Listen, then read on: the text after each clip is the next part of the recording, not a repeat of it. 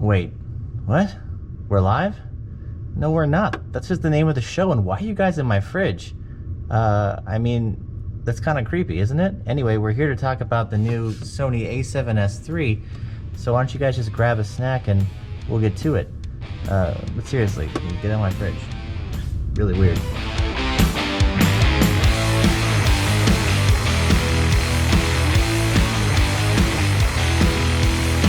Alright guys, welcome. We're going to talk about the new A7S III. It's finally here. You've probably seen all of the awesome in-depth reviews. You can check out Philip Bloom's stuff or any of the other 100 reviews that are out there. This review isn't going to be a review. It's just going to be about the things that I like the most about the new A7S III. And I think there's going to be some features that anyone, whether you're coming from a still or video background, are really going to enjoy. First off, the number one thing that I think sets this apart from any other Sony Alpha camera out there, or really any other mirrorless camera in this kind of form factor, is the brand new HDMI port. It's a full-size HDMI port, so you can hook the sucker up to the new Atomos Ninja 5 without having to have dongles. And let me tell you, being on set and having to deal with dongles is my least favorite thing to do. So being able to go straight from full HDMI to full HDMI, it's a game changer. It's pretty awesome. So I've already been utilizing this a lot over the past week or so, and I can say that without a doubt I haven't had any issues transferring the image from the camera to the Atomos recorder. And in another video, I'll show you guys how you can actually set up your camera to shoot raw 16-bit video, but that's coming a little later. So let's jump into the next part. So the next big thing, and this is kind of like, it's a good thing, but it's also something you have to get used to. It's the new flip screen. And if we look at it here, you can flip it around, you can do everything you want. And what I found while working during a production is that if you have anything plugged into these ports right here, this is going to become cumbersome. It flips in front of it, so you can't have, if you want to supply phantom power to it with the USB 3, you can't really do it. If you have the HDMI in there, you have to make sure that you set the monitor where you want it ahead of time. Speaking candidly though, if you're using the HDMI port, you're probably not going to be using the flip screen in the back.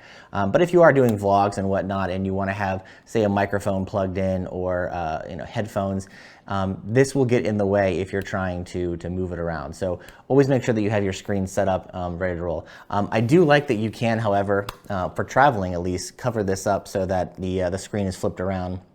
And it's really nice when you're having this in your bag and you won't have stuff bang into it and potentially crack it, because that's happened a couple times to me. So being able to have that ability to flip it around, put it back in its spot, and then turn it into a regular Alpha camera is great. Now, this was kind of a learning curve to me because I'm really used to, especially when I'm shooting low, being able to flip this up just straight from the camera. So, you're gonna have to work around a little bit and come pull it out and then do it this way, and it works nice. Otherwise, I mean, I think it's a really cool piece of technology, and I'm glad to see they finally have the flip screen put in. It'd be great for both videography and photography alike. The next thing that they've actually changed on the body is they've gotten rid of the C1 and instead put a dedicated record button. And when I first got this, I was like, oh, okay, I'm not too sure I like that. Rest assured, you can change the record button to C1 functionality again if you want to, at least in photo mode. And if you want to leave it in record mode for video, you can do that. So they still leave you the option to change those buttons around, which is great to see. The next big change to the whole design, aside from everything else about the camera, is that they added a new latch on the door here. So you actually have to press down on it first, and then pull out, and then open. And that opens up your new SD card and CF Express A cards, which we'll get to in a little bit as well. But overall, I mean, it still takes the same batteries as the Mark III versions and above, which is great. And the layout in the back has not changed. And if you've used the Mark IIIs or above, you'll be very familiar with this camera. Where the unfamiliarity comes with is the new menu system. And everyone's always like, oh, Sony systems are the worst, blah, blah, blah, blah. The new menu systems, amazing, love it. It will take you some time to get used to, but I love that everything is now touch integrated. You can scroll through it, you can pick whichever settings you want, you can go into sub menus, and it's all right there at your fingertips. And this, I think, is what everyone's really been waiting for, especially in the menu system, because you can go through, you can customize it, you can add whatever you want, you can put your favorite tabs, and you can literally just scroll as if you're using like a tablet. So it's really nice, and I really give Sony a big thumbs up for the menu design system. It's very sleek, it's very modern, and it's very easy to use. And the final thing about the A7S III that I think we've all waited for is the 10-bit and 16-bit 4K color. Being able to shoot 4K 120p in 10-bit with the CF Express card is incredible. I actually got the opportunity a week ago to go shoot some mermaids floating around in the water, and I want to show some of that footage in a little bit, but being able to have that latitude to shoot at 24 frames per second or 60 frames per second or even 120 frames per second in 4K is absolutely astounding. The image quality rivals that of the FX9 as well as some of the Sony Venice color, so when you get into post, it is so beautiful to work with. And I've had the opportunity to work with the footage just for a little bit, but I can say that it very much closely matches that of the FX9 and the Sony Venice. And especially when you're trying to bring out those details but retain the highlights and the midtones and the shadows, you're able to do that finally with this camera. It takes it to a whole nother level, to the point where I almost think that it alienates the FX9 a little bit, because this is basically a mini FX9. The only thing you're not really getting with it are the XLR cables and the internal NDs. Otherwise, it's pretty damn close. And I would say if you're on the fence whether or not you were jumping to an FX9 for the larger production value, or you want to buy two of these so you can get dual cameras, my gut says I'm leaning towards buying more of these than buying another FX9 because it has all the same capabilities, if not a few more, than the FX9 does. But you do lose those abilities to have the internal NDs and the XLR cables and time code generation out and whatnot. But there's pluses and minuses to everything. But I will say that this camera so far has been a workhorse. Super versatile. You can take it anywhere you want. And I'm really loving the ergonomics of it. As I went back to the A7R III, tried to play around with it, and I almost felt lost with the menu systems again and just the feel of it. If you compare just how much girthier the grip is compared to the Mark III versions, it's so much better. This feels like a pro camera, finally. Even though I said that about the Mark III, but Sony just keeps taking it up a notch, putting more effort into actually making it a usable product for professionals. It's just mind-blowing. I love it.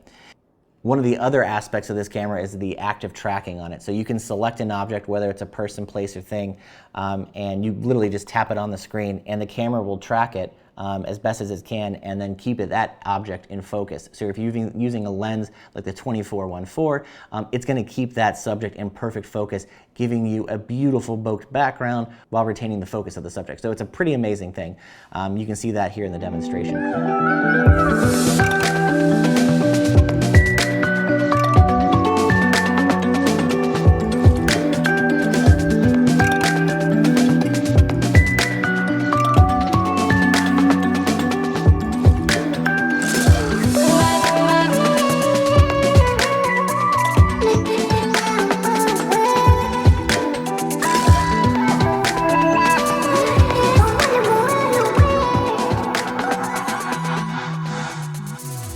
So one of the caveats with this camera is if you do want to film in the high speed 60 or 120 at 10-bit or above, you're going to need to get a CF Express A card, and they are pretty rare right now. A lot of stores are sold out, but the other rare thing too are these little readers.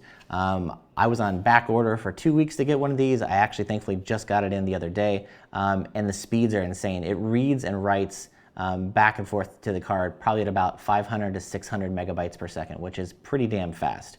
And then if you couple it with the 180 gig cards, you have yourself at least a couple hours worth of footage if you're filming high-speed 4K 60 or 120, and these things are freaking awesome. Just being able to take the content off the camera onto your computer in just a few seconds, downloading 50 or 60 gigabytes, it's pretty insane. So I'm really glad to see Sony switched from the SD cards to the compact, or to the CF Express A. And even if you don't want to use these, you can still use the regular SD cards, and they work phenomenally. Just make sure they're UHS too, otherwise you won't really be able to have a lot of the functionality of the camera. That being said, I'd love for you guys to check out some of this footage. This was taken during a mermaid shoot out in Virginia, and I really had a great time out there shooting with the A7S III. This is all shot in S-Log3, and I wanted to make sure that I tried the active focusing and tracking with the camera, and it really did a splendid job being able to pick a subject and focus on that subject and have it come from the foreground to the background to the foreground, and it really just did an amazing job. But really just check out the color, check out the detail, make sure you watch this in 4K.